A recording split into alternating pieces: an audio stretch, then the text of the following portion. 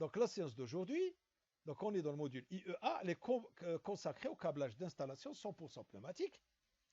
Donc on avait commencé hier dans le module actionneur le câblage pneumatique en utilisant des séquenceurs pneumatiques. Un séquenceur, c'est un ensemble de modules d'étapes. Donc on va revenir au cours sur le séquenceur pneumatique. C'est pas ça, ça c'était le cours. Et il est là. Donc le séquenceur pneumatique, on avait démarré d'ici. Je rappelle un petit peu ce que c'est que le séquenceur pneumatique. Alors il y a ici le séquenceur électrique. Séquenceur, donc vous avez ici une en base. Voilà le schéma d'un séquenceur électrique avec les noms des différentes bornes. Et puis quand vous associez un ensemble de modules, vous avez une série de modules d'étapes qui sont montés chacun sur son en base, ils sont couplés les uns aux autres. Cet ensemble-là constitue un... Nous avons ça, c'est en technologie électrique. Maintenant, compte tenu du fait que ça s'est démocratisé l'utilisation des petits automates, donc qu'est-ce qu'on fait? Les API, on utilise beaucoup les API. Donc ça, c'est en tombé en désuétude. Ça existe encore dans certaines installations, mais on ne commande plus de séquenceurs électriques. On préfère utiliser des automates programmables industriels.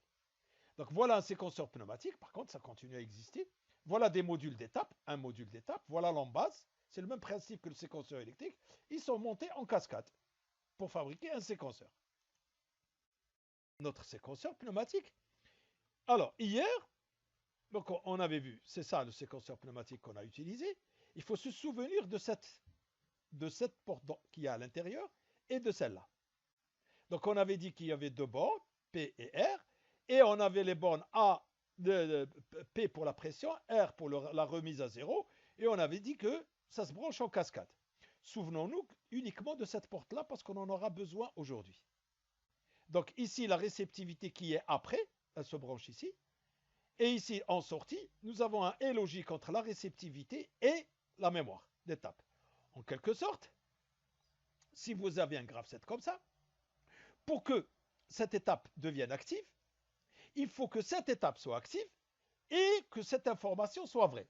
C'est un et logique entre l'activité de l'étape 1 et cette information pour que l'étape 2 devienne active. Et l'activité de l'étape 2 va permettre d'activer l'étape 1. Donc l'activation de l'étape 2 va désactiver l'étape 1. C'est les règles élémentaires du graph set. Donc c'est pour ça que nous avons ici, celle-là, cette sortie-là, c'est pour permettre d'activer l'étape numéro 3. Et celle-là, c'est une entrée par là qui permet de désactiver cette étape 2 en venant de l'étape 3. Celle-là, pareil, ça vient de l'étape 1 et ça va vers l'étape 1. Donc validation qui vient de l'étape 1, désactivation qui va vers l'étape 1. On avait vu hier, donc dans un petit exercice, on a dit quand on câble par exemple ce graph set, donc nous avons des modules d'étape en cascade, ça c'est le module cruisé, ça c'est le module télémécanique. Donc nous avons 4 étapes, donc 4 modules qui se câblent en cascade. Donc vous avez P, R, le dernier en bas, il faut mettre des bouchons. Parce que sinon l'air va s'échapper. Et puis après, d'après le graph set, le dernier module va venir valider le module numéro 0. Donc c'est cette boucle-là. La sortie A va venir valider le module 0. Pareil, quand le module 0 devient actif, il faut qu'il aille désactiver le module 3. Donc ça, cette sortie-là, c'est pour désactiver le module 3. On avait vu. Donc ça se branche, ça se dessine comme ça. Ici, c'est les entrées de réceptivité. Ça, c'est les sorties vers les actions. Donc les sorties, souvenons-nous, donc cette réceptivité, elle se branche ici. Celle-là, c'est après. La réceptivité qui vient après, c'est celle-là qu'on branche ici. Parce que nous avons une cellule E ici. Pour que la réceptivité L12 aille valider le 2, donc la L12, on la met sur le module 1, donc ce module-là, parce qu'il y a un et logique avec l'activité de la mémoire d'étape du 1. Quand elle est à l'état logique 1, donc la mémoire d'étape numéro 1, un et logique avec ce L12 permet de valider le module 2. Donc l'étape 2 devient active. Quand l'étape 2 devient active, par ce signal-là, elle va désactiver l'étape 1. OK? Donc ça, c'est ce qu'on a vu hier dans un exercice très simple et ça posait aucun problème. Aujourd'hui, ce qui nous intéresse, ce n'est pas un petit graph set linéaire comme ça. Ce qui nous intéresse, c'est un graph set un tout petit peu plus compliqué. Comment faire pour brancher un aiguillage.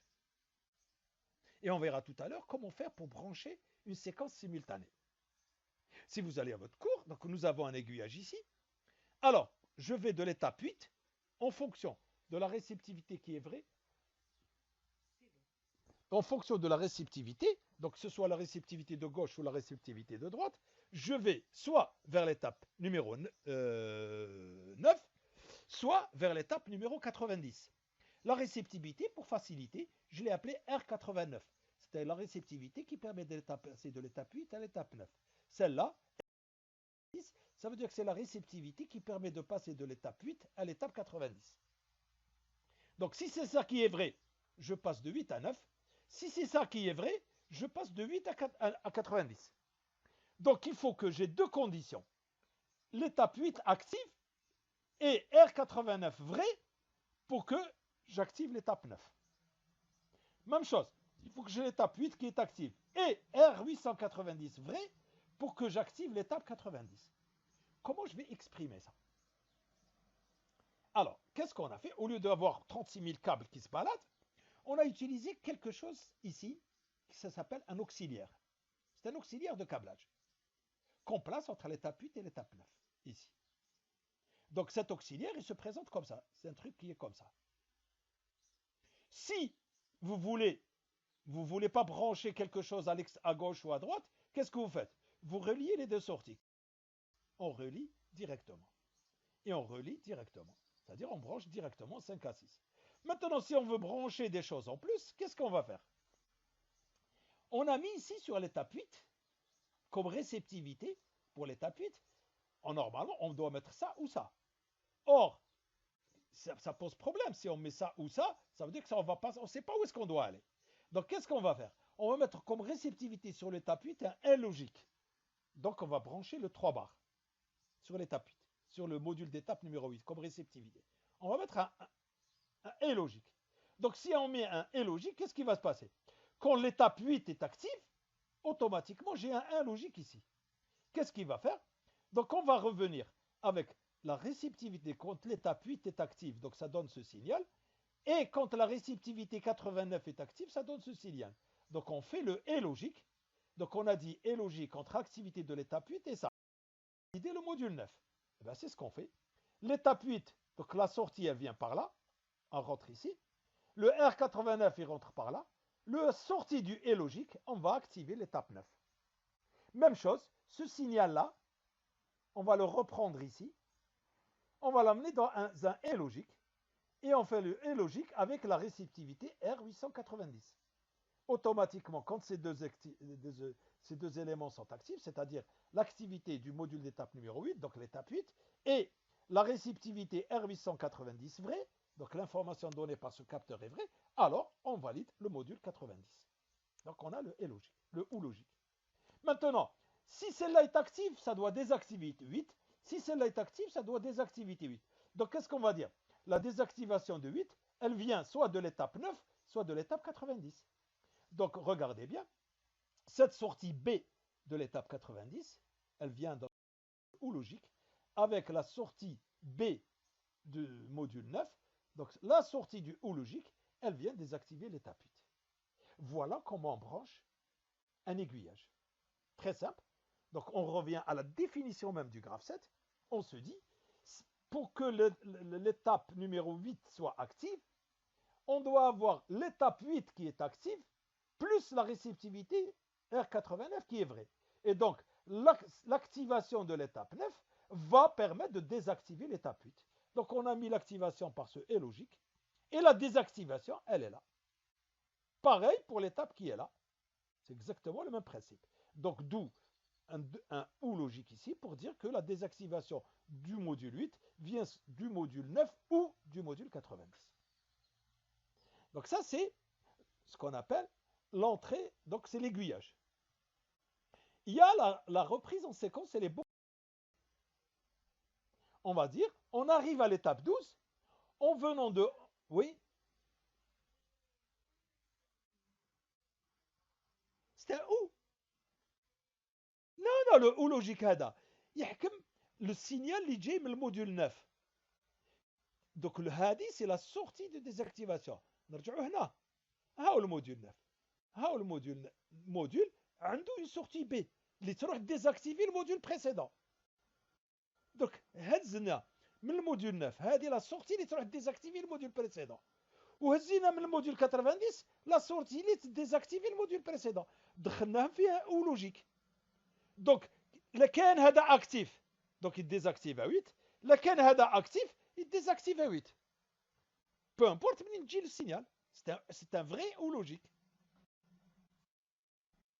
Donc il faut insérer entre le 8 et le 9 un module qui c'est juste un auxiliaire ما فيه والو ما يخدم والو، c'est juste pour يسهل الكابلاج c'est tout. ما يبقاش الخيوط بزاف، الخيوط يدلاو. Donc c'est un truc qui s'en fiche ici et il s'en fiche là، وعنده 4 sorties، وحده هنا وحده هنا وحده هنا وحده هنا. Donc maintenant pour la reprise en séquence c'est beaucoup plus simple. Le module 11 عنده la réceptivité تاعو R1112. Le module 110 عنده la réceptivité تاعو R11012. ها le module هذا هاي la réceptivité تاعو، وهذا هاي la réceptivité تاعو. Il n'y a aucun problème. Chaque module a sa réceptivité. R11012 et l'autre R1112.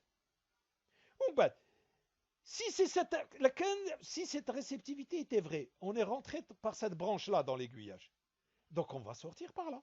Si on était rentré par cette branche-là dans l'aiguillage, on va sortir par là. Donc là, celle-là, on vient de là ou bien de là. C'est un ou logique. La convergence, c'est une convergence en ou. La divergence, c'est une divergence en ou la convergence, elle se fait par une convergence en ou. Donc regardez bien, la sortie de 11 qui doit normalement valider 12, la sortie de 110 qui doit valider 12, donc les deux sorties A معنا يجوزوا فيها ou logique وتدخل من 12. و12 عنده la réceptivité تاعو normale هذه R12 13. Voilà comment on câble un aiguillage. Est-ce que c'est clair? On va le mettre en application sur l'exercice تاعنا. Voilà notre exercice. Ah, l'exercice تاعنا ça aujourd'hui. On a aujourd'hui, je ne parle pas de l'application Hadi. On a 1. Aujourd'hui, j'ai dit on va faire les applications 1, 2 et 3 aujourd'hui. L'application 1, nous l'avons déjà traitée.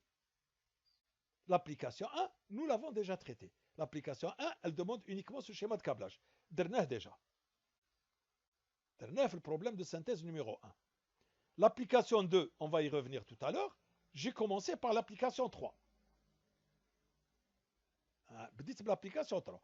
J'ai une perceuse. La table de perçage. J'ai un vérin double effet. Le vérin double effet est solidaire de la table. Il est fixé ici à la table. Donc, il va pousser la table vers la gauche. Et on va commander le vérin 1. On va mettre en marche le moteur de la perceuse. Et on va descendre. Quand on a terminé le perçage, qu'est-ce qui se passe? Pendant que la perceuse est en train de faire un trou dans cette pièce-là, l'opérateur est en train de mettre une autre pièce. Il prépare une autre pièce à la main. Il la visse par ces butées-là. Quand la perceuse arrive au bout, automatiquement, donc quand on touche le capteur PB, la perceuse, elle va remonter. Pendant que la perceuse est en train de remonter, donc une fois qu'on touche pH, qu'est-ce qui va se passer? Le vérin, il va pousser la table. Il va pousser la table, donc cette pièce-là, elle va venir sous la perceuse. Ensuite, automatiquement, la perceuse, elle va redescendre. Quand on arrive à TG, donc la perceuse est en position gauche, donc la table, on arrête ici. Donc on commande la descente de la perceuse. Elle va percer cette pièce-là. Pendant qu'elle est en train de percer cette pièce-là, l'opérateur, il va dévisser les deux brides ici, celle-là et celle-là, et il va enlever cette pièce qui est percée, et il va mettre une nouvelle. Quand la perceuse aura terminé de faire celle-là, qu'est-ce qui va se passer? Donc celle-là, elle est là, à gauche. Le vérin, il va tirer à droite la table, d'accord? Pour position-là, celle-là, elle sera vide. Et qu'est-ce qui va se passer? L'opérateur, celle-là sera pleine. L'opérateur, il va enlever et mettre une nouvelle, et ainsi de suite. Donc la table, elle fait des va-et-vient, gauche-droite, gauche-droite. L'opérateur enlève la pièce qui est percée, il met une nouvelle, pendant que la perceuse est en train de percer une autre pièce. C'est un cycle très simple. vous le voyez ici, c'est un cycle très simple. Donc, à chaque fois que l'opérateur appuie sur le bouton de démarrage cycle, donc ça dépend où elle est la table, elle est à gauche ou à droite. Si elle est à gauche, donc c'est cette réceptivité qui est vraie. Elle descend dans cette branche. Si elle est à droite, la perceuse, donc c'est TD qui est vrai, donc ce contact, donc on va faire cette branche. En fonction qu'on soit là ou là, dans les deux cas, on arrive à l'étape 3. D'accord? Là, on arrive par TD et là, on arrive par TG. Quand on arrive à l'étape 3, dès qu'on détecte pH, c'est-à-dire elle a commencé à descendre, qu'elle a lâché ici, elle a commencé à descendre, on active C1. D'accord? Pardon. Dès qu'on détecte pH bas, on met en marche le moteur de rotation de la perceuse, ok, et on continue à descendre. Dès qu'on arrive PB, perceuse en position basse, donc on a touché ça grâce à ça. Dès qu'on arrive en position basse, qu'est-ce qu'on fait? On met en marche une temporisation et le moteur continue à tourner à droite. À la fin de la temporisation, qu'est-ce qui se passe? La perceuse, elle va remonter. Donc on coupe la commande, rotation. On met le moteur en rotation gauche. Dès qu'on coupe la commande de C1, qu'est-ce qui se passe? Le ressort de rappel va faire remonter la perceuse automatiquement. Il n'y a pas de commande de remontée de la perceuse. Il y a juste le moteur qui tourne en sens inverse. Si on garde le moteur, donc ça va faire de mauvais trous. Donc il ne faut jamais arrêter une perceuse quand vous avez terminé. Pour retirer la perceuse, il faut toujours continuer à faire fonctionner le forêt de la perceuse. Sinon, le forêt il va se coincer et ça va donner des trous qui ne sont pas propres. Qu'est-ce qu'on fait? Généralement, quand on retire la perceuse, on fait tourner le forêt dans l'autre sens. Donc, il tournait à droite, là, il va tourner à gauche. Quand elle arrive en position pH, position haute, on arrête la rotation, on arrête tout, on est allé là. Il faut que l'opérateur appuie à nouveau sur le bouton DCY quand il est prêt, c'est-à-dire quand il a préparé la pièce qui doit être placée. Et il appuie sur DCY et ainsi de suite. Donc là, on a besoin de ce graphset pour faire le câblage d'un séquenceur pneumatique. Je dis bien séquenceur pneumatique. Pour faire le câblage de l'API, vous n'avez pas besoin du graphset. Vous avez besoin du tableau des variables d'entrée-sortie et bien sûr des adresses. Mais pour faire le câblage de l'API, vous n'avez pas besoin du graphset. Vous avez besoin du graphset pour faire le câblage. Parce que le séquenceur, il permet de passer d'une étape à une autre. Il fait un séquencement. Et, parce qu'on a dit que dans le principe du séquenceur pneumatique, à chaque étape, on associe un module d'étape. Quand on associe les modules entre eux, ça nous fait un séquenceur. Donc ce qu'on veut aujourd'hui, c'est câbler le séquenceur qui correspond à ce graphset. Il est un peu plus long que celui d'hier. Hier, il y avait 5 étapes. Aujourd'hui, il y en a 7. Mais en plus, aujourd'hui, on a un aiguillage, chose qu'on n'avait pas hier. Donc on va essayer de câbler cet aiguillage. OK? Encore une fois, peu m'importe. Donc ici, voilà, dans l'ordre, 0, 1 et 2. Regardez, 1 et 2. Et ensuite, tout cela, ils sont câblés ensemble. Donc le problème, c'est de câbler l'aiguillage et de câbler la reprise en séquence. Ici, je ne vais pas représenter les modules auxiliaires qu'on a utilisés tout à l'heure. Hein. Et là, je ne l'ai pas câblé. Parce que l'an dernier, quand j'ai donné ça comme examen en 2018 à vos camarades, je ne leur avais pas expliqué le module action. C'est pas ça. C'est ça. Je n'avais pas expliqué qu'est-ce que c'est que le module auxiliaire. Donc, je ne l'ai pas représenté sur le dessin parce qu'ils ne savaient pas le faire. Voilà. Donc, on va commencer par les choses les plus simples. Ensuite, on arrivera aux choses compliquées. Commençons d'abord, puisque c'est frais dans votre tête. Alors, on va commencer par les capteurs. Donc, on sait un module d'étape. Chaque module, on va lui câbler derrière lui. Donc ça, on va câbler au module d'étape 3. Ça, c'est pour le 4. Ça, c'est pour le 5. Ça, c'est pour le 6. Pour le 0, on a un ou logique. On a un problème pour câbler ça. Pour 2 et 3, la sortie. Donc pour le 2, c'est ça. Il n'y a aucun problème. Pour le 1, c'est ça. Donc le seul problème, c'est de câbler ces deux-là. Regardons comment ça se présente. Donc pour le module 6, c'est pH. Pour le module 5, c'est FT0. Pour le module 4, c'est PB. Pour le module 3, c'est pH bas. OK? Maintenant, il reste un petit problème. Pour le module 2, ok, on va voir pour le module 2 et on va voir pour le module 1. Pour les autres, c'est clair.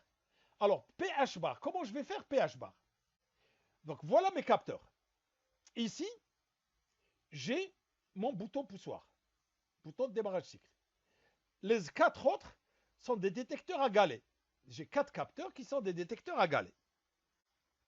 Les détecteurs à galets, ils sont là. Donc, chacun, voilà le premier, prenons le plus simple, pH, pH, il est là, pH. Voilà la sortie de pH, elle est verte, elle est là, elle rentre ici. Ça, c'est pH. J'ai besoin de pH bar pour le module 3. Comment je vais fabriquer pH bar? Je vais fabriquer pH bar. Donc, je fais rentrer le signal pH dans ce module NAND. Donc, dans une des entrées. Donc, NAND, qu'est-ce qu'il fait? Il fait ça, c'est A, et ça, c'est B. Donc, en sortie, il va me donner AB bar. A multiplié par B bar. Voilà ce qui va sortir ici.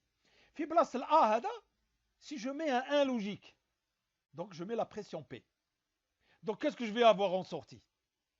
1 fois B bar. Donc, je vais avoir B bar. Donc, voilà comment je fabrique un inverseur. Mais l'inverseur qui ressemble à la diode, on fabrique un inverseur par un NAND dont une des entrées est mise à 1 logique. Donc, le pH, il rentre là, sur l'entrée inverseuse. Ici, j'ai le 1 logique, c'est-à-dire la pression P de 3 bars. En sortie, je vais avoir هاي هذه بي bien sûr. تبعي هذا الكابل تاعك هاو 3 bars. يهبط هك, il descend, il arrive là. C'est le 3 bars. Le 3 bars, c'est le même qui arrive. Hao 3 bars. Il arrive là, il descend, il arrive là, il descend, il arrive là, il arrive là, et il arrive là. C'est le même signal. Il descend. On a une seule source. 3 bars, et elle est distribuée après partout. Donc ça, c'est le P, il vient de là. C'est la source 3 bars. Donc on a notre pH bar qui est là. Le FT0, ben le FT0, il dit même la temporisation. T0, le signal temporisation FT0 جاي من. Donc هادو ما كانش مشكل. Maintenant, pour le module, on va s'intéresser à ici. On va voir les choses qui fâchent. Ensuite, on verra les sorties. Donc ici, entrée de pression, 3 bars. Donc elle est distribuée partout. Et le dernier module, on met un bouchon ici. Remise à 0, donc c'est le 3 bars. On met un bouton ici, poussoir. Dès qu'on le ferme, donc ça envoie le signal de remise à 0 pour tout le monde. Ici. Il arrive là, pour tout le monde. Le dernier, en bouche. Maintenant, on va commencer par le plus simple. Alors, j'ai fabriqué DCYTG. Je reviens à mon graphe 7.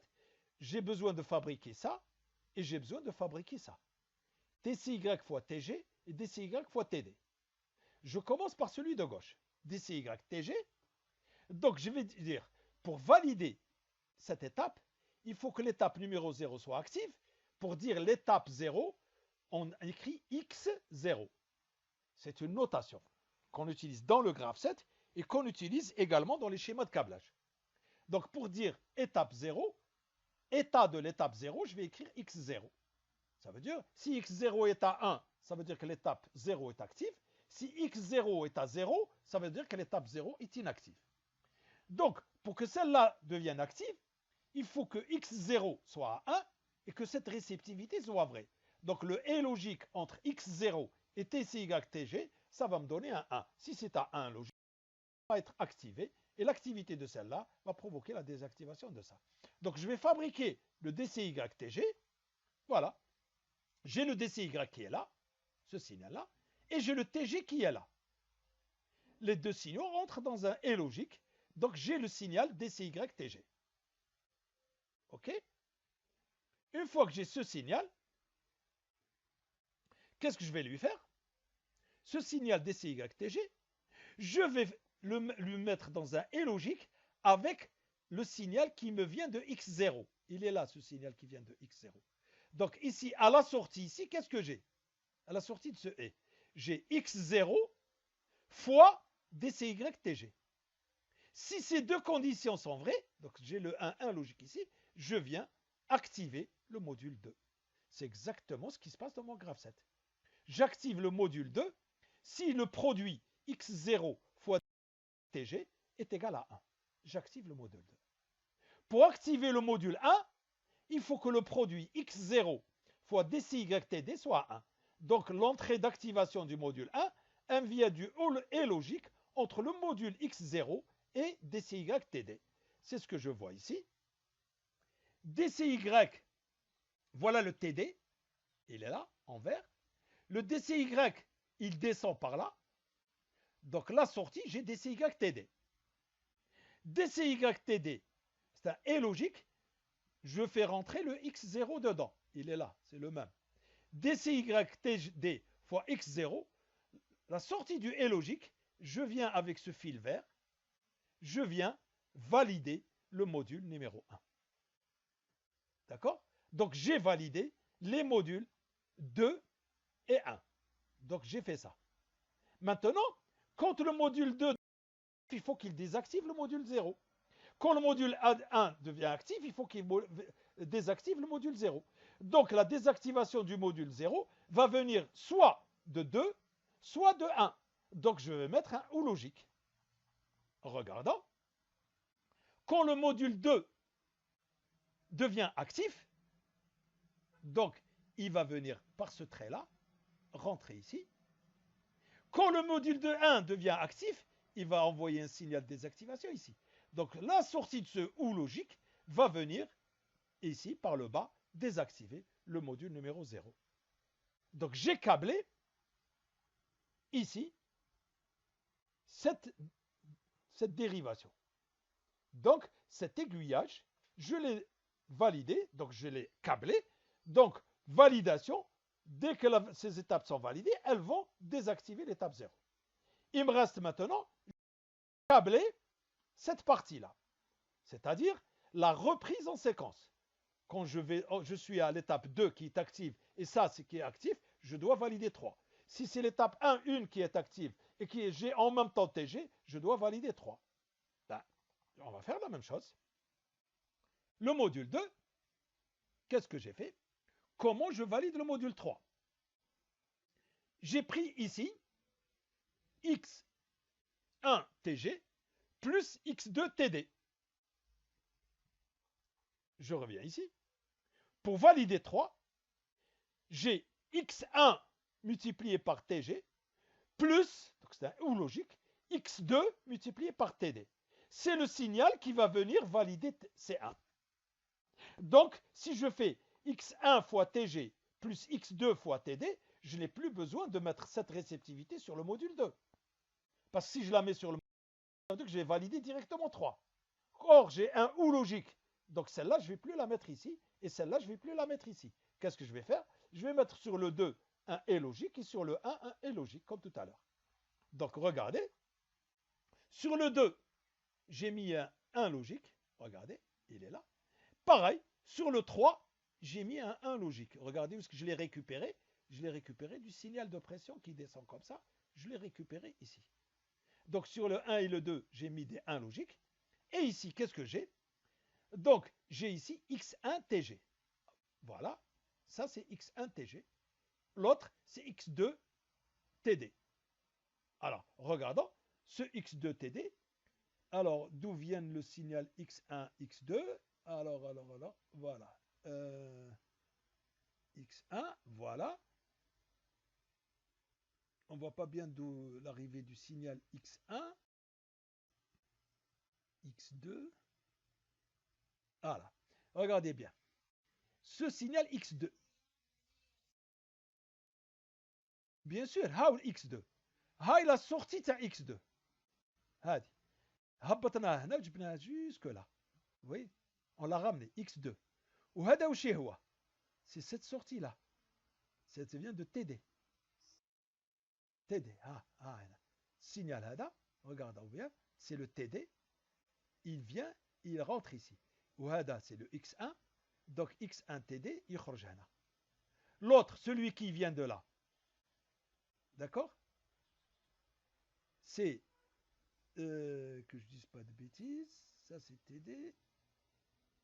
Non, هذا. Ici, c'est pas, c'est celui-là. Il y a une petite erreur, c'est pas grave. X1 TG, X1 TD et TG. Donc, quand on a ici, on a un OU logique. Donc, on a entre le X de TD et le X1 TG. Le OU logique, c'est lui qui va venir valider le module 3. D'accord? Donc, vous avez X1 TG, ici, X1 fois TG et X2 fois TD. Donc, je regarde mon cas. X1 fois TG, donc le X1, regardez le signal X1, où est-ce que je l'ai pris? Il est là, le signal X1. Il vient par là, regardez, il remonte. Il remonte, il rentre ici. Le X1, il vient de là. Le X1, c'est celui-là. Il remonte, il rentre ici. Il rentre par là. Celui-là, ce signal-là, c'est quoi? C'est le signal TD, X1 TD. Ben, je me suis trompé. C'est X1 TG normalement. Oui, X1 TG. X1 TG. Entre le TG et le TD ici, hein, une petite erreur ici.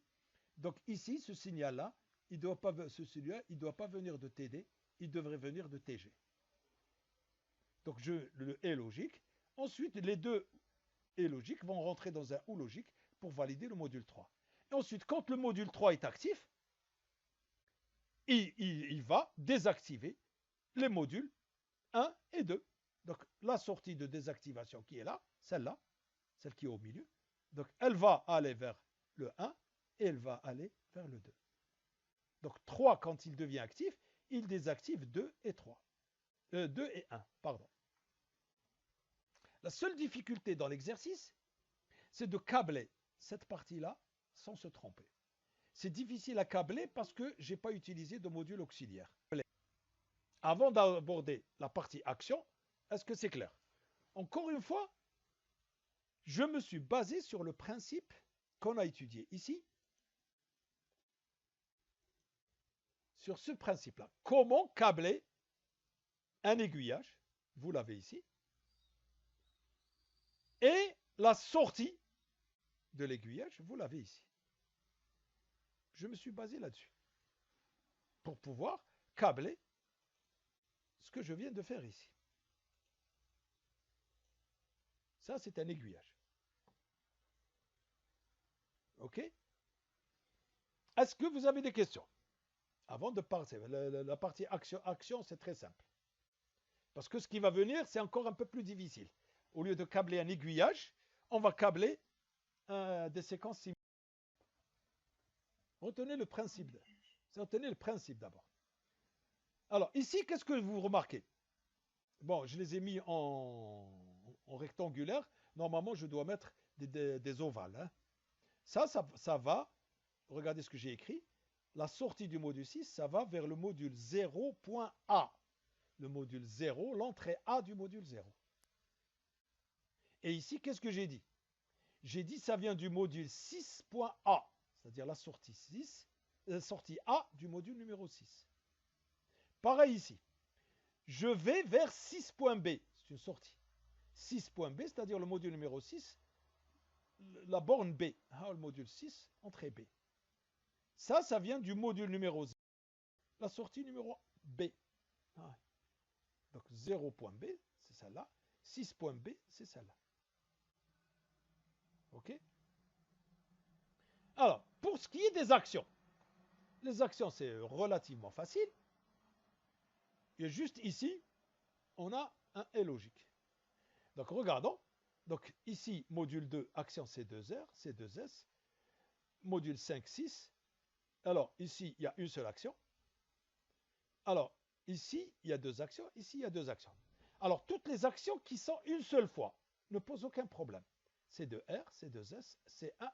Alors, C1, deux fois. MRD, deux fois. ça pose problème. Donc on va voir comment on capte quand on a deux fois. Donc on est obligé de faire, c'est une seule action, elle vient soit du module 4, soit du module 5.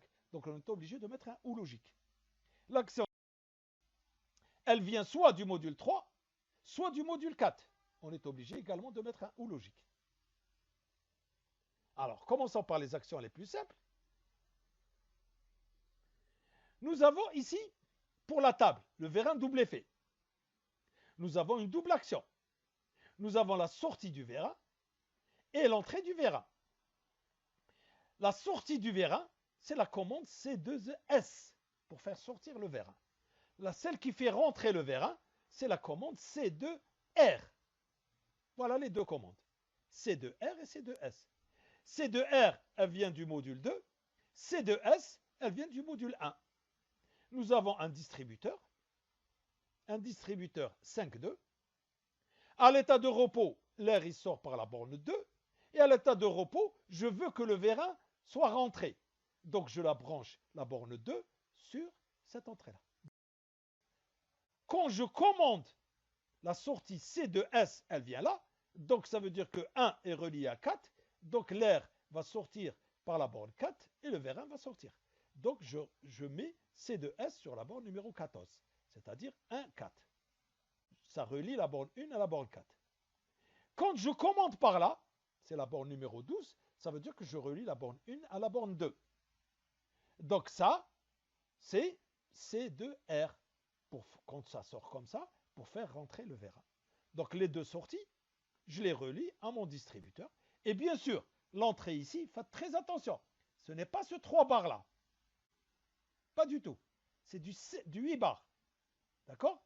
Donc ici, vous voyez, voilà, j'ai le 8 bars qui est là. Donc ici, j'ai du 3 bars pour la partie commande. Dans la partie puissance, j'ai du 8 bars. C'est les deux sorties, C2R, C2S. Ça ne pose aucun problème. Ensuite, pour le vérin simple effet C1, qui fait baisser la perceuse, C1, la sortie C1, elle vient de 4. Je regarde ici. C1,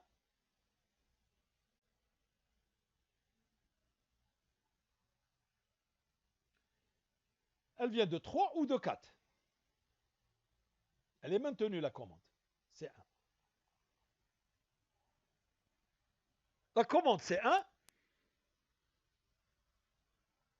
C1, donc c'est pour le vérin, et en même temps, elle vient de 3 et de 4. Ici, j'ai 4 ou 5, c'est pour ce moteur. Alors, qu'est-ce qui se passe ici? D'après ce schéma, regardez bien, j'ai la sortie 4 qui commande C1. Donc ça, c'est un 3-2 simple effet qui vient, la sortie, commander le vérin C1. OK? Et ici, j'ai du 8 bars. Qu'est-ce qui me manque sur mon schéma? Qu'est-ce qui me manque sur mon schéma? Regardez le graphe 7.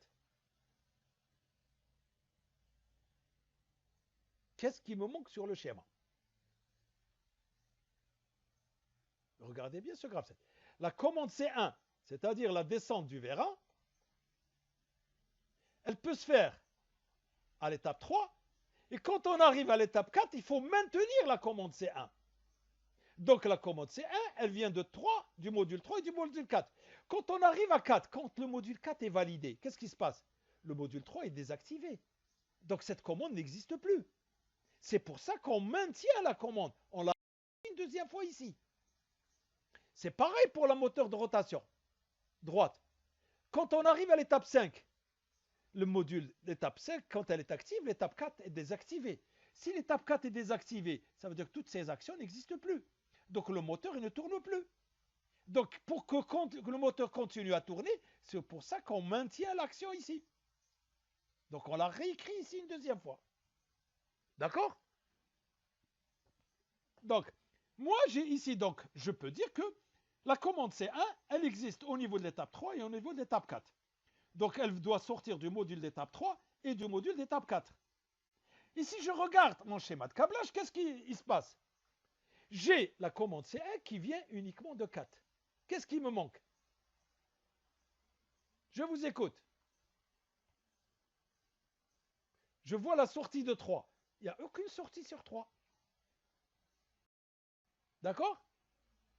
Donc, il me manque la commande vers C1 qui vient du module d'étape 3. Donc, je dois mettre, comme ici, un module ou logique qui va relier la sortie de 4 avec la sortie de 3. Et la sortie du ou logique, c'est cette sortie qui vient commander C1. Donc, ici, il me manque un ou logique ici. OK? Il me manque quelque chose. Donc, puisque dans le graphe 7, C1 est commandé par l'étape 3 et l'étape 4. Donc, j'ai par l'étape 3 ou bien l'étape 4. Ça dépend là où est-ce qu'on est. Donc, les deux commandent C1. Si 4 est actif, de toute façon, 3 est désactivé. Donc, quand je suis dans 3, ici, il me manque la commande de C1. C'est évident. C'est celle-là. C1 à 3, C1 à 4. Ensuite, le moteur de rotation droite, il est commandé par étape 4. Donc, qu'est-ce que j'ai ici? Sortie de...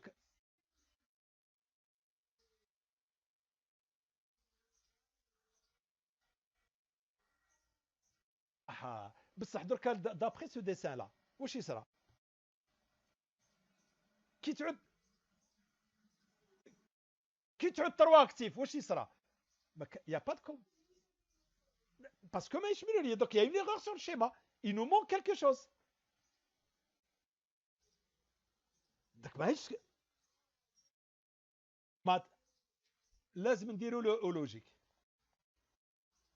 لازم او لوجيك, une cellule. نفس الشيء لهنا. La commande du moteur rotation droite, elle vient soit de l'étape 4, soit de l'étape 5.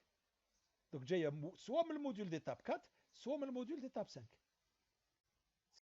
Ici sur le graphe 7, ça et ça. Donc on a soit le module HADA, soit le module HADA. Donc il y a un ou logique ici, sortie du module 4 et sortie du module 5 qui rentre dans ce... Et la sortie, c'est celle-là qui vient sur l'entrée de commande moteur de rotation droite. L'autre borne du distributeur, moteur rotation gauche, elle vient du module 6. Elle est là. Moteur rotation gauche, elle vient du 6. Donc, on a un distributeur 5.2. Rotation droite, donc on l'a branché ici. Donc, ça relie 1 à 4. Rotation gauche, ça relie 1 à 2. Et qu'est-ce que j'ai dit dans l'énoncé? J'ai dit un moteur pneumatique, ça se branche exactement comme un vérin. On dit le moteur a deux sens de marche, c'est comme si j'avais un vérin double effet, tout simplement. Donc j'ai utilisé pour ce vérin un distributeur 5.2, un distributeur 5.2. Vous voyez bien que c'est le même principe de fonctionnement. Exactement le même. Donc on dit deux sorties. Une des sorties, elle vient dans cette entrée, et l'autre sortie, elle vient dans cette entrée. Voilà mon moteur pneumatique, qui est exactement pareil à mon distributeur, à mon vérin double effet, parce que c'est un moteur à deux sens de marche. Quand j'ai un seul sens de marche, on n'aurait pas mis deux ici. On en aurait mis une seule flèche comme ça. Ça, c'est un moteur. Quand on verra en hydraulique, le dessin, le sens des flèches, il va sortir. Et ça sera une flèche dans l'autre sens, ça devient une pompe. Mais un moteur, c'est comme ça. Donc ça, c'est pour le moteur. Reste la temporisation T0. La temporisation T0, elle est commandée pour le module 5. Ah, le module 5. Ah, et la sortie du module 5, elle est là. Elle commande la temporisation. Les deux bornes de T0, l'une, elle est reliée à la pression. Elle est là, elle est reliée aux 3 bars. Et l'autre, c'est FT0. Elle est là, on l'a utilisée pour le module 5, FT0. Voilà pour la partie puissance. Voilà, FT0, elle est là. C'est la réceptivité du module 5, comme sur le module 5. Elle est là. Donc la partie puissance, elle est très simple. Vraiment très très simple. Alors qu'est-ce qui me manque? Je ne parle pas de l'erreur sur le schéma ici. Je n'ai pas mis le module. Okay? Qu'est-ce qui me manque sur mon dessin? Que j'ai représenté sur le dessin hier et que je n'ai pas représenté aujourd'hui. Regardons le dessin d'hier. Voilà, c'était ça qu'on avait programmé hier, avec un schéma de câblage. Et voilà le schéma qu'on avait fait hier. Voilà, c'était ça. Qu'est-ce qui existe sur ce dessin et qui n'existe pas sur notre dessin aujourd'hui? Et qu'on ne doit jamais oublier. Alors, c'est ça. Il ne faut pas oublier les borniers de raccordement. Deux à l'entrée, deux à la sortie. Ça, c'est la partie commande. OK? Ça, c'est les capteurs. Et ici, j'ai mon séquenceur. Donc, je dois câbler ici pour pouvoir débrancher sans aucun problème n'importe lequel des capteurs. Donc ici, après, à partir de ce bornier. Si je veux débrancher toute ma partie commande, c'est-à-dire mon séquenceur, je le débranche ici du bornier. Donc je débranche ici, ces fils, et ça reste débranché. Pareil, pour la partie commande, il faut que j'utilise un bornier. Bon, je peux utiliser deux borniers ou un bornier, c'est pas très grave. Mais de préférence, il faut utiliser deux borniers. Donc sur mon dessin, je n'ai pas représenté de bornier. D'accord? Il faut, pour compléter le schéma, représenter ici les borniers. À l'entrée de ma partie commande, à l'entrée de mon séquenceur, et un autre bornier à la sortie de mon séquenceur. Il faut représenter les borniers. Est-ce qu'il y a des questions sur ce dessin?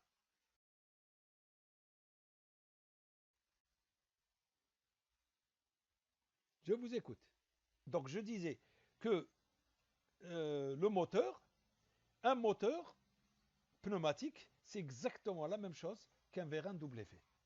Exactement pareil. Le vérin double effet, on l'a commandé par un distributeur 5.2 bistable. Ben, le moteur, on peut le commander par un distributeur 5.2 bistable. Parce que c'est un moteur à double sens. C'est comme le vérin qui a deux sens.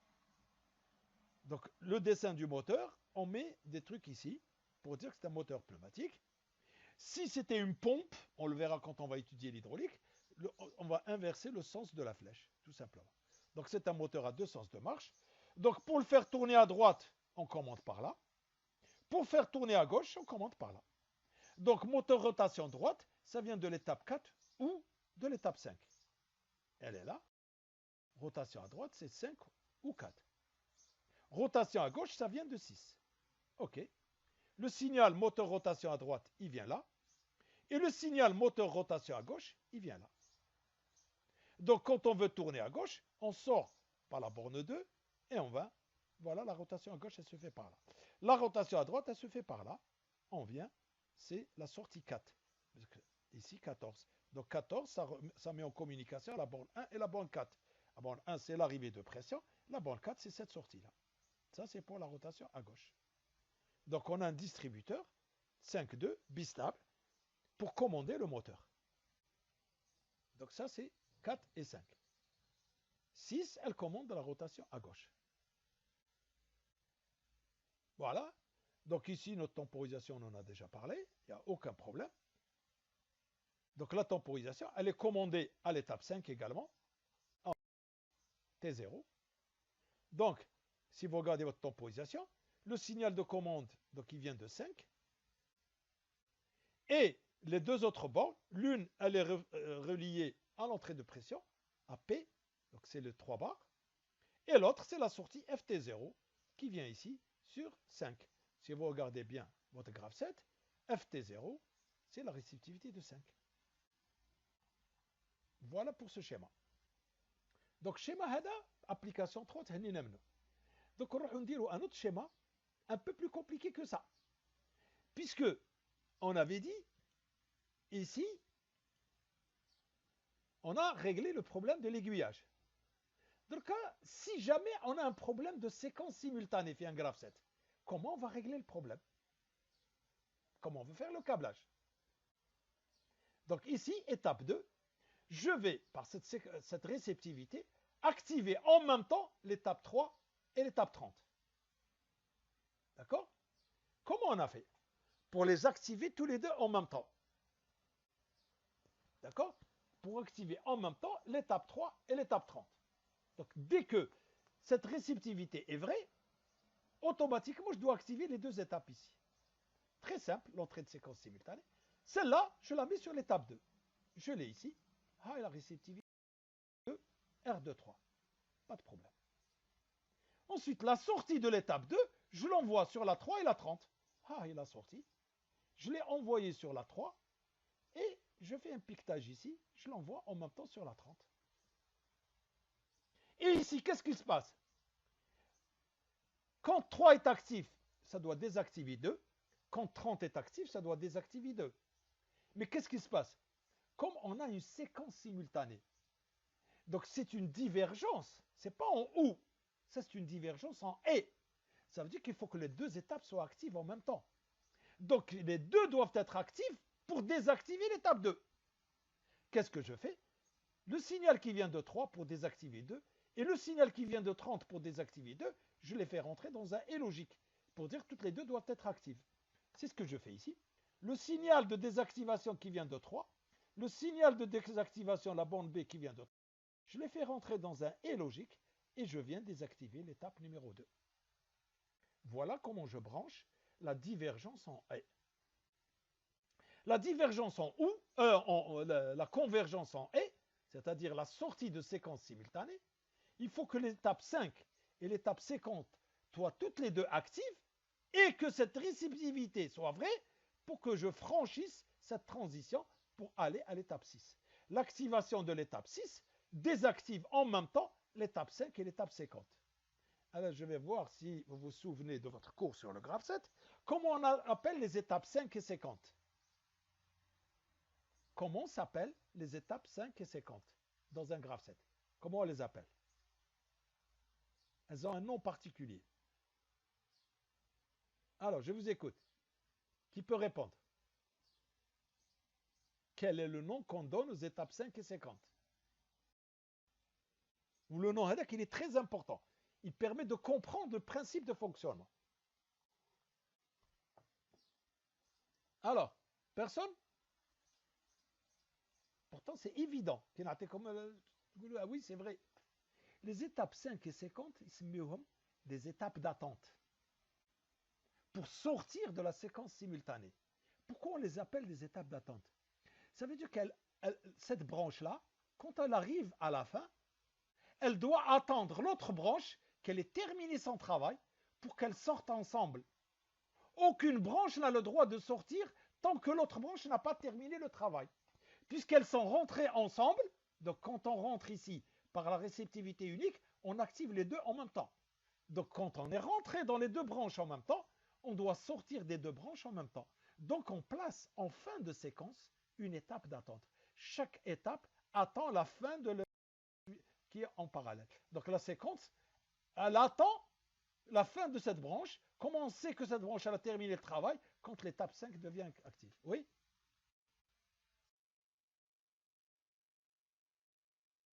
Obligatoirement, oui, c'est une séquence simultanée.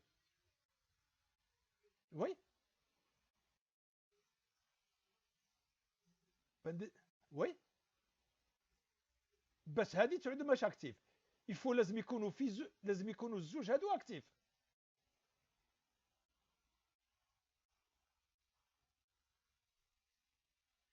يمد وي بس لو كان واحد يعود زيرو ماهوش واش يصرى؟ مدلك زيرو داك ما تديزاكتيفاش هادي. حنا جوستومون لازم حنا لا كتمد تديزاكتيفا هادي. كون لا سورتي هذا ما يديزاكتيفاش يقعد اكتيف. Donc ici, pour parler de la sortie de la séquence simultanée, il faut que les deux étapes soient actives en même temps pour pouvoir sortir. Ce qu'on va faire, on utilise une astuce qui est utilisée dans les API. C'est une astuce qu'on utilise dans les automates programmables pour faire la programmation des graphes 7.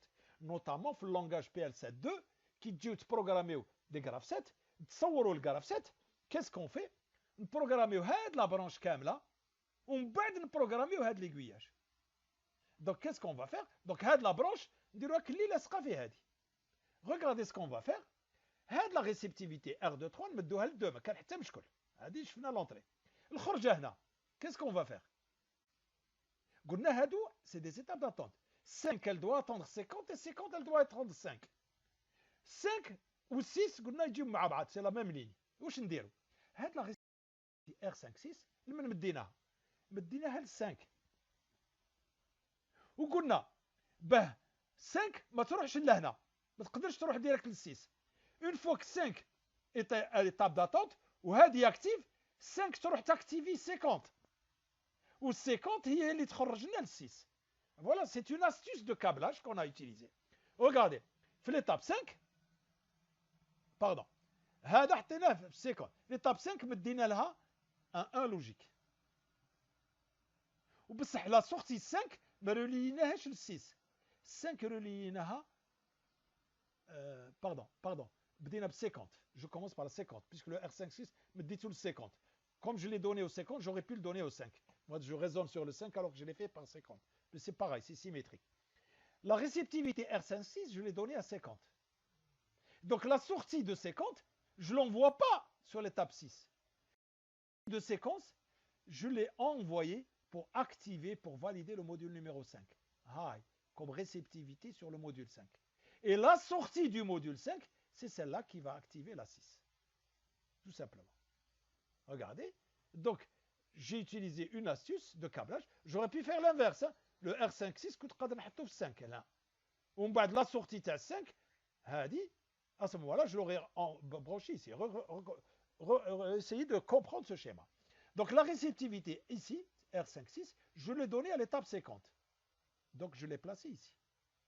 La sortie de l'étape 50, au lieu de l'envoyer sur ici, puisqu'on doit avoir un et logique, il faut que les deux soient vrais. Qu'est-ce que j'ai fait? La sortie, je l'ai envoyée en entrée sur l'étape numéro 5, comme entrée de réceptivité de l'étape 5. Et la sortie de l'étape 5, c'est celle-là que j'ai envoyée ici. En quelque sorte, quand est-ce que 6 sera validé? Il faut que j'ai un logique ici. Pour que j'ai un 1 logique ici, il faut que j'ai un 1 logique ici, que l'étape 5 soit active. Et quand est-ce que j'aurai un 1 logique ici? Quand j'aurai un 1 logique ici. Ce 1 logique, qu'est-ce qu'il veut dire? Il veut dire que j'ai R56 et l'étape 50 active. Donc on réalise, c'est une technique pour réaliser, encore une fois, un et logique. Donc c'est une sortie de séquence simultanée qui utilise la même technique que celle qu'on a faite dans la programmation, qui est câblée automatiquement dans le langage PL72. Le langage PL72, qui dit une sortie de séquence simultanée, 6, vous la reliez à cette branche-là. Cette branche-là, elle est reliée ici. On va brancher la dérivation. Donc j'ai essayé d'utiliser la même technique ici. Pourquoi? Donc ça, c'est pour les séquences simultanées. Si je regarde le graphe 7 d'hier, j'avais une séquence simultanée. Le graphe 7 d'hier. Donc j'avais ici une entrée de séquence simultanée et j'avais une sortie de séquence simultanée. Le graphe 7 je n'ai pas de problème parce que la réceptivité est égale à 1. Au lieu de mettre un capteur, une réceptivité, donc on va mettre le P de la pression. Pareil ici, en sortie, au lieu de mettre une réceptivité, on a un 1 logique à la pression. Ça a simplifié le câblage, tout simplement. Donc voilà, ça c'est le graphe 7 quand j'ai dit, on ne va pas le voir aujourd'hui, on a dit, on va le voir demain. Donc c'est ce qu'on va voir aujourd'hui. Le graphe 7 Donc ça c'est ce qu'on a fait aujourd'hui. Hier, voilà ce qu'on avait fait. Hier, on avait ce graphe 7 là.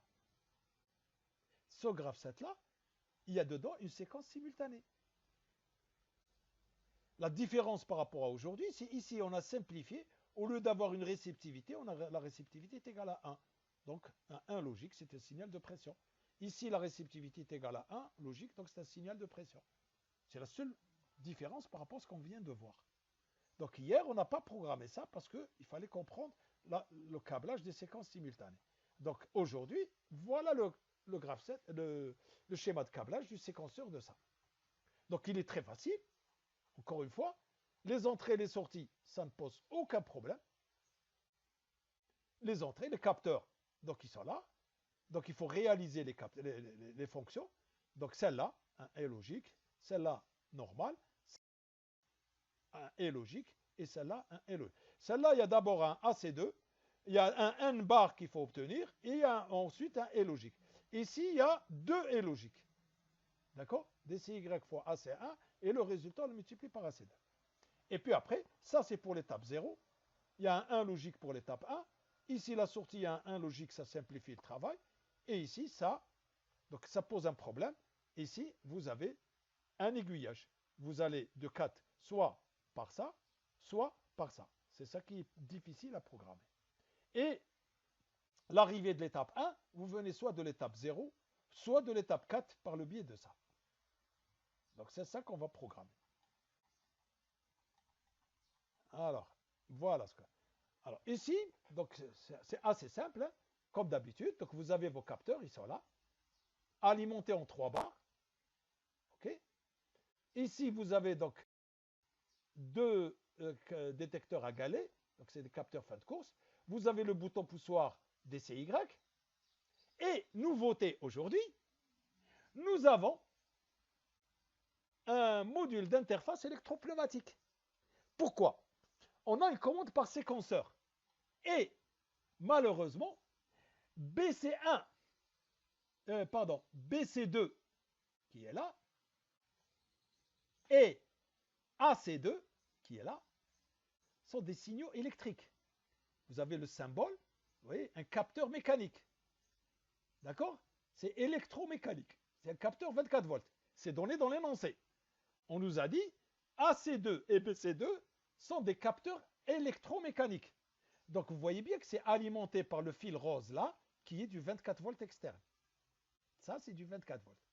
Et on doit transformer ce 24 volts, commander ici un module d'interface électropneumatique pour transformer le 24 volts en signal pneumatique de 3 bars. Donc ça, c'est la nouveauté. Donc on a deux modules d'interface électropneumatique ici. Alors ici, donc on a tous les signaux qui sont en sortie pneumatique. DCY, AC1, AC2 ici il est pneumatique, FT1 il est pneumatique, BC2 et BC1 sont pneumatiques.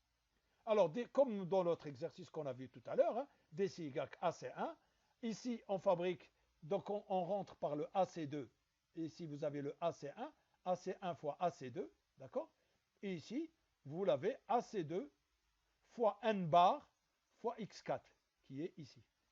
Ici, vous avez le DCY que vous multipliez par AC1 fois AC2 pour obtenir en sortie le signal DCY AC1 AC2. Oui, DCY A1, j'ai écrit A1 au lieu de A1 AC2. Ok, voilà le signal. Ça, c'est pour les entrées. Donc, encore une fois, ce qui m'intéresse, c'est ce qui se passe entre l'étape 0 et l'étape 1, entre l'étape 1, les étapes 20 et 30, et la sortie de la séquence simultanée entre 22, 31 et X4. OK? C'est ça qui m'intéresse. Alors, commençons ici. De l'étape 0, qu'est-ce que je fais? Comment je fais pour valider l'étape 1? Je vais à mon graph 7. Comment je fais pour valider l'étape 1? Je valide l'étape 1. Soit j'ai X0 fois ça, soit X4 fois AC2 N bar. Donc j'ai un OU logique. Je valide, je viens à l'étape 1 en venant de là, ou bien en venant de là. Soit X0 fois DCY AC1 AC2, soit X4 fois AC2 fois N bar. OK? Donc c'est comme ça que j'arrive à l'étape 1. Revenons à mon schéma. J'arrive à l'étape 1, c'est-à-dire l'entrée ici, un OU logique, soit je viens de AC2 N bar XA4, d'accord? AC2 N bar XA4, ok? Soit, qu'est-ce que j'ai fait ici? Je suis venu directement de X0. Oui, celui-là, DCY AC1 AC2, je suis venu directement de X0. Pourquoi? Ce signal-là, c'est la sortie de X0. Ce signal-là, ça veut dire qu'il vient d'où? Il vient de X0 fois DCY fois AC1 fois AC2. Puisqu'encore une fois, je rappelle, la sortie d'un... Quand vous rentrez par une réceptivité là, je reviens ici. chapitre 4, la sortie d'un module d'étape. Regardez, la sortie d'un module d'étape. C'est un et logique entre l'état de la mémoire et le et logique avec la réceptivité. Donc c'est la sortie de ce et logique que je retrouve ici. D'accord? Donc ici, si je reviens à mon schéma, ici, ce que je sors ici, ce n'est pas simplement x0. C'est x0 fois dcy fois ac1 fois ac2. Donc c'est ce que j'ai ici. Ici, qu'est-ce que j'ai? J'ai ça. J'ai ac2 fois n bar fois x4. Donc le ou logique, c'est ça qui va venir valider le module 1. D'accord? C'est ça qui valide le module 1. Le module, voilà, ça c'est la validation du module 1. Quand est-ce que le module 0, donc je viens au module 1, et du module 1, je vais au module 20 et au module 30. Le module 0, quand est-ce qu'il est désactivé? Il est désactivé ici, par ce signal-là, et ça vient désactiver ici, comme ça. On va y arriver tout à l'heure. Donc, le module 1, il peut désactiver le module 0. Quand je vois ici mon graphe 7, quand le module 1 est actif, il vient désactiver directement le module 0. OK? Et le module 1, on va arriver à cette entrée-là. Entrer dans 20 et 30. Pour entrer dans 20 et 30, il faut que le module 1 ait la réceptivité 1, ici. Le module 1. Alors, comment je fais pour rentrer dans l'étape 20? Pour rentrer de 20, donc je viens de 1, la sortie de l'étape 1, je valide en même temps 20 et je valide en même temps 30. Vous voyez, c'est très simple à câbler, il n'y a rien. Sortie, je rentre dans 20 et par ce biais-là, je rentre dans 30. Et la sortie 30, donc le signal de désactivation qui vient de 30 et le signal de désactivation qui vient de 20, ça rentre dans ce et logique pour venir désactiver le module 1. Donc ça, c'est très simple, l'entrée de la séquence simultanée. Donc le module 1 valide en même temps 20 et 30 directement, et les sorties de désactivation qui viennent de 20 et de 30 passent par ce et logique pour désactiver le module 1. Donc là, ça ne pose aucun problème. Le module 20, bien sûr, il a sa ici, hein, avec ce et logique, c'est BC1, FT1. Le module 30, sa réceptivité, c'est BC2. Donc je reviens ici.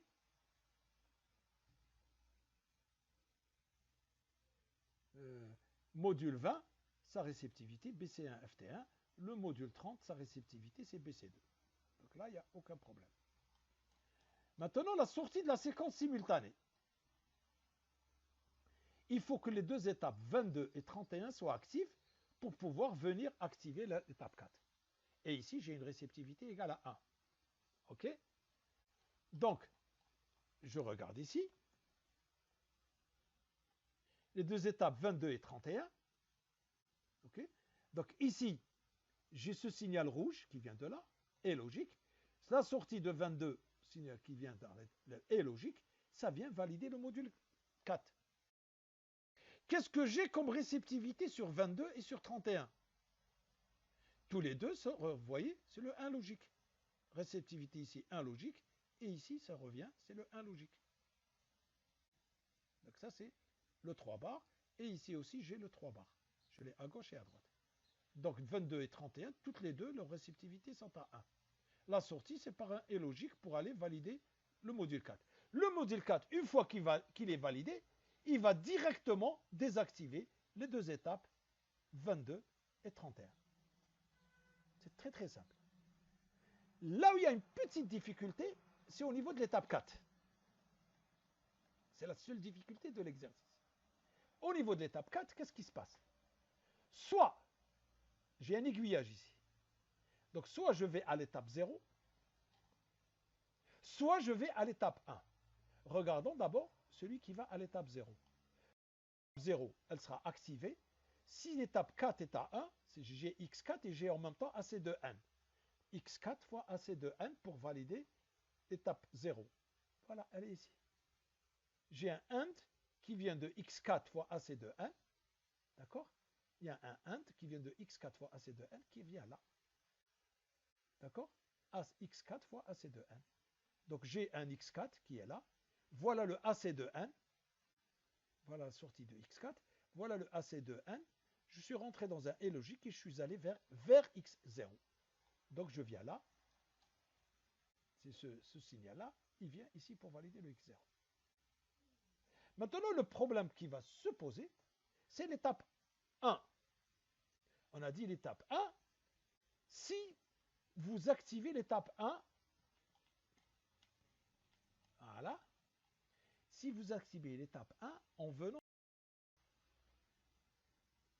il faut que l'étape 1 aille aussi désactiver le module 4 quand 1 devient actif. Donc, qu'est-ce qu'on va dire? Puisqu'on a ce chemin-là, on peut activer l'étape 0. L'étape 0 peut désactiver 4 et 1 peut désactiver 4. Donc, la désactivation de 4, elle peut venir de l'étape 0 ou elle peut venir de l'étape 1. Regardons la désactivation de l'étape 4. Le signal de désactivation de l'étape 4 qui rentre ici, c'est un OR qui vient de x0 plus x1. Vous voyez, la sortie du signal de désactivation qui vient de x1 avec le signal de désactivation qui vient de x0, c'est-à-dire c'est celui-là. Donc j'ai, celui-là avec celui-là, les deux avec un OU logique, ça va désactiver le x4. Pour la partie qui est là, actionneur, donc ça ne pose aucun problème. C'est exactement la même chose que tout à l'heure, c'est très facile. La seule encore, une petite difficulté supplémentaire par rapport à tout à l'heure, ici nous avons de l'électricité. Donc on avait deux capteurs ici qui faisaient de l'électricité. Et ici, on a une difficulté supplémentaire. On a deux voyants électriques ici. Et nous avons deux contacteurs ici. Donc, du signal pneumatique, pour aller vers le signal électrique, je suis obligé d'utiliser des contacts à pression. D'accord? Voilà les contacts à pression. Regardons ce signal qui vient de 30.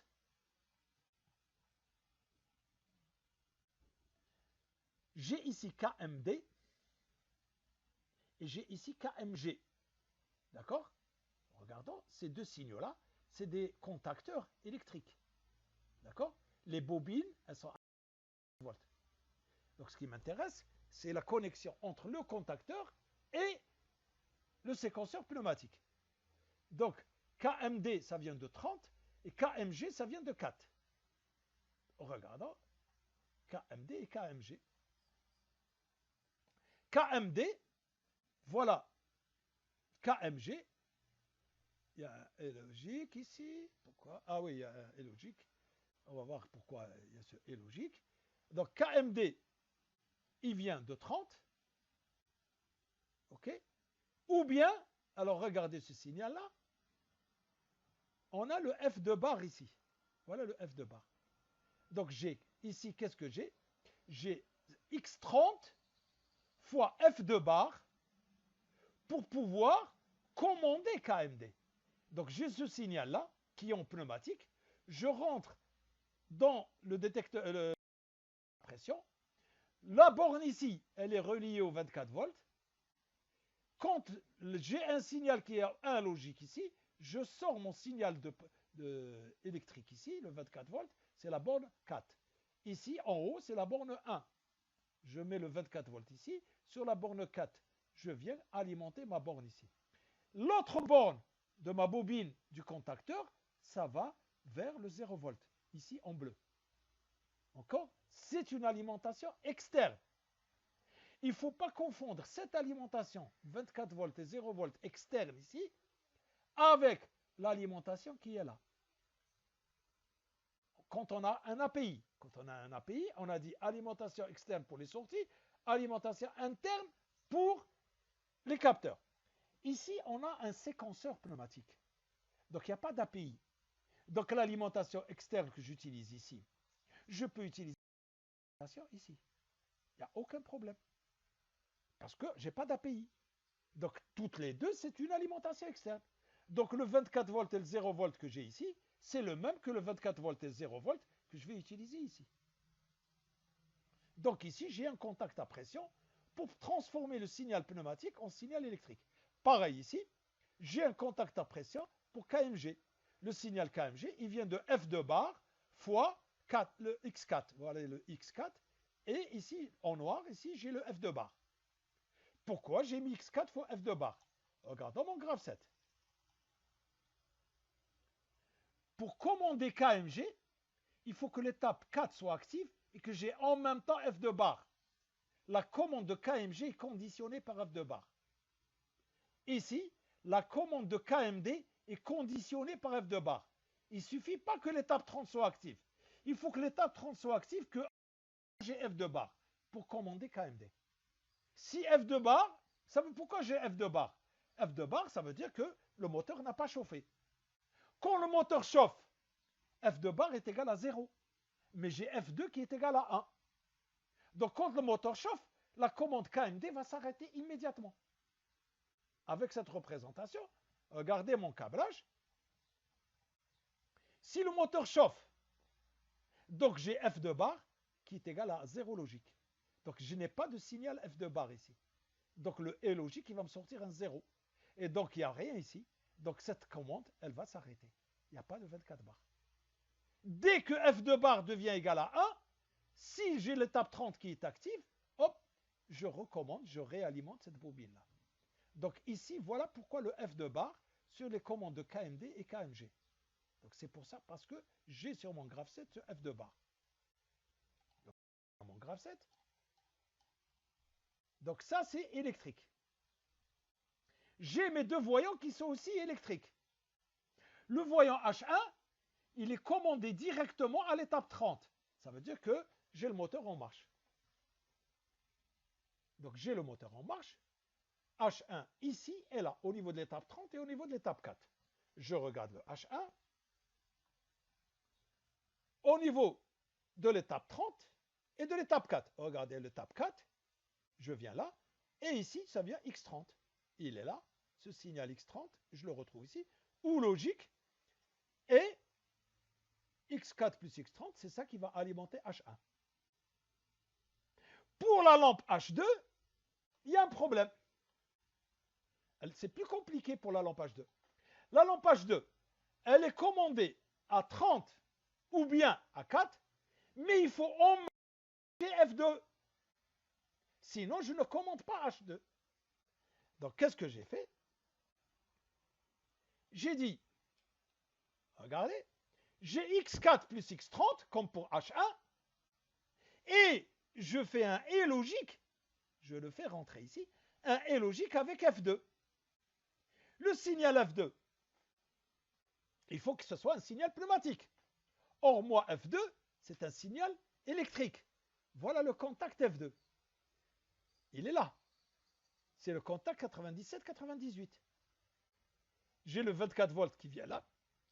Quand le relais thermique va déclencher, ça chauffe, il va fermer ce contact.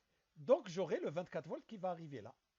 Et ça, c'est le 0 volt. Donc, ça va alimenter la bobine de ce module d'interface. OK? La sortie du module d'interface est un signal pneumatique. Et le signal F2 que je vais rentrer ici. Donc, F2 fois X4 plus X30, ça va alimenter la lampe H2. Comment j'ai fabriqué le F2 bar? Puisque j'avais un contact F2. Pour fabriquer le F2 bar, donc j'ai ramené ce signal pneumatique. Je l'ai emmené sur une entrée inverseuse. Et ici, j'ai mis le 1 logique, c'est-à-dire le signal de pression. Et ça m'a fabriqué le F2 bar. Et voilà mon câblage. Donc, il est beaucoup plus compliqué que les autres. Parce que j'ai d'abord une séquence simultanée. Et en plus, j'ai un mélange de technologies. J'ai besoin, puisque j'ai des contacts électromécaniques, AC2 et BC2. Donc, c'est des contacts mécaniques. Donc, ici, j'ai le 24 volts et je dois transformer ce signal en un signal pneumatique.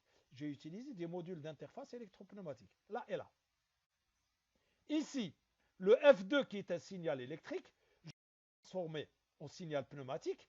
j'ai utilisé un module d'interface électropneumatique. Et ensuite, ce F2, j'ai utilisé ici juste un inverseur pour fabriquer F2 bar.